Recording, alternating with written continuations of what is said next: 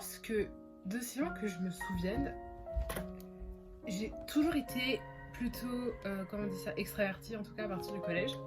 J'ai toujours réussi à parler aux gens facilement. En même temps, j'ai énormément déménagé. Donc en fait, j'ai dû très très vite apprendre à parler aux gens.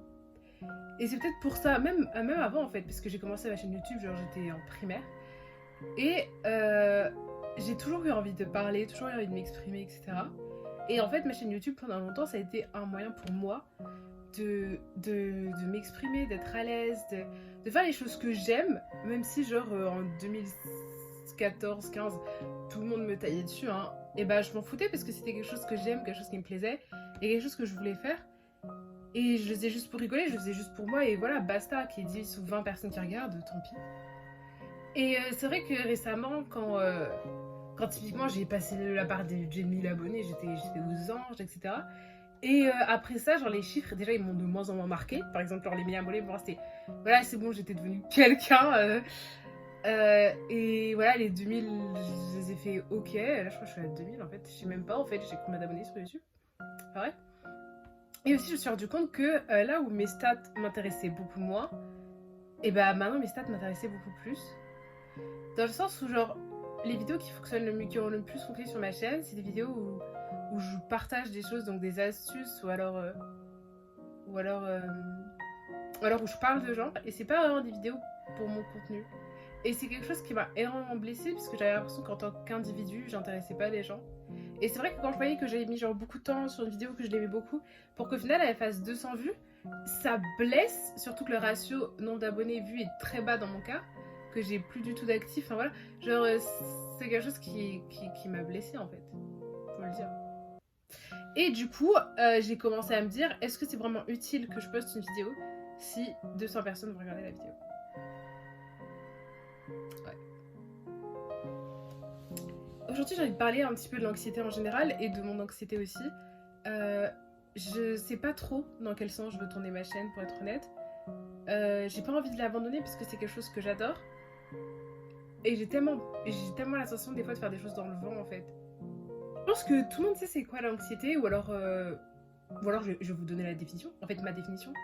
Pour moi, l'anxiété, c'est quand petit à petit, tout va te ronger, tout va te gratter et tout va retourner dans ta tête. Tu vas te dire ah mince, j'ai pas lavé mon linge, ok? Genre, c'est un exemple de merde, mais c'est un bon exemple. Ah mince, j'ai pas lavé mon linge et tout. Tu vas te le dire, tu vas te le redire, tu vas te le redire. Et en fait, ça va t'asphyxier le fait que tu n'aies pas lavé ton linge. Et pour autant, tu vas pas laver ton linge. Genre, le fait que tu n'aies pas lavé ton linge, ça va te stresser, te donner la boule au ventre, te donner envie de vomir. Pourtant, tu vas pas non plus laver ton linge. Tu vas pas empêcher, tu vois, je sais pas comment expliquer. En tout cas, ça, c'est ma définition d'anxiété. Je pense qu'on est une génération qui est beaucoup plus ouverte d'esprit dans ce qui concerne la santé mentale, etc. On est une génération qui est beaucoup plus aussi peut-être mal, ça c'est vrai. Je sais pas si on est plus mal que les autres générations, juste si on est plus en train de se plaindre que les autres générations, j'en sais rien. Mais en tout cas, un des deux. Et moi, typiquement, je savais pas que j'avais de l'anxiété. En fait, je pensais que je stressais beaucoup et que c'était pas de l'anxiété. Genre, je stresse pour tout et rien. J'ai ce qu'on appelle le stress positif et le stress négatif. Le stress positif, c'est quelque chose du stress qui va me permettre d'être productive. Donc je vais stresser, mais voilà, je vais faire en sorte de faire des choses. Exemple, je vais stresser par rapport à mes cours, bah du coup je vais réviser. Je vais stresser par rapport à l'état de ma chambre, ouais c'est le bordel, bah du coup je vais ranger. En fait, je vais stresser, mais ça va me pousser vers le haut. Et ce genre de stress-là, je l'adore. Je trouve que c'est le stress positif. Ou même genre stresser avant un oral, mais c'est le genre de stress qui va pas m'empêcher de faire l'oral, mais au contraire me booster à faire mon max. Ça c'est le bon stress, selon moi. Et après, t'as le stress négatif, c'est le stress qui pour moi, ce que maintenant j'appelle de l'anxiété, c'est le stress qui va m'empêcher de faire les choses. Je vais tellement stresser sur un sujet que je vais être incapable de faire cette chose. Donc je vais tellement stresser sur le fait de réviser quelque chose que je vais être incapable de réviser, que je vais regarder les mots, mais que les informations ne vont pas réussir à rentrer dans mon cerveau, et que je vais être bloquée devant les mots, et c'est trop chiant. En fait, j'ai l'impression que je regarde pas la caméra, ça doit être trop frustrant. Putain, je sais pas regarder, je crois que je regardais Love. Je sais pas où je regardais, enfin bref. Du coup, je regarde de loin. Comme ça, genre, je trouve que quand on regarde pas les gens, j'ai plus de mieux à parler.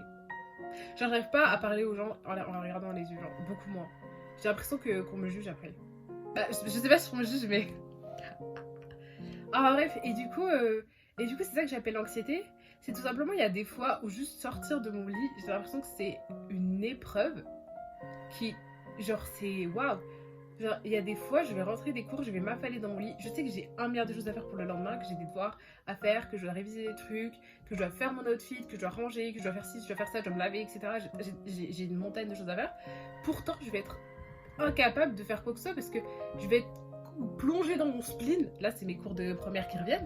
Je vais être plongée dans mon spleen et je vais être incapable de me bouger et de me dire bon, la Lia, tu fais ça, tu fais ça, tu fais ça, t'arrêtes de te morfondre. Tout simplement, genre, je vais ruminer toute la journée, je vais repasser tout ce que j'ai dit. Je vais faire ouais, à 8h15, cette personne, elle m'a pas dit bonjour, donc ça veut dire qu'elle me déteste, qu'elle veut que j'aille en enfer, qu'elle veut que je meure. Qu'elle souhaite que toutes mes générations aient la tuberculose. Enfin, vous voyez, genre, je vais juste laisser mon cerveau partir en freestyle tout seul, sans que je puisse contrôler quoi que ce soit, et c'est tellement chiant. Enfin, voilà. Je pense que je suis quelqu'un qui met énormément de côté ses problèmes et qui aime pas parler de mes problèmes. Sur YouTube, je pense que j'ai jamais parlé de mes problèmes. Ouais, non, j'ai jamais parlé de mes problèmes.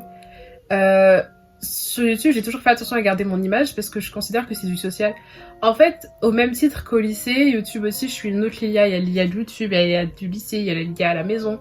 Voilà. Même si la Lilia à la maison, elle se rapproche de plus en plus de la Lilia au lycée et j'adore ça, tu vois. Mais la Lilia, typiquement, sur YouTube, c'est toujours « Hey, c'est moi, j'espère que vous allez bien » et soit je suis restée bloquée en 2015, ce qui est très fort probable, et j'adore 2015, donc ça me dérange pas de rester bloquée là-bas. Soit je suis juste pas à l'aise sur ma chaîne YouTube.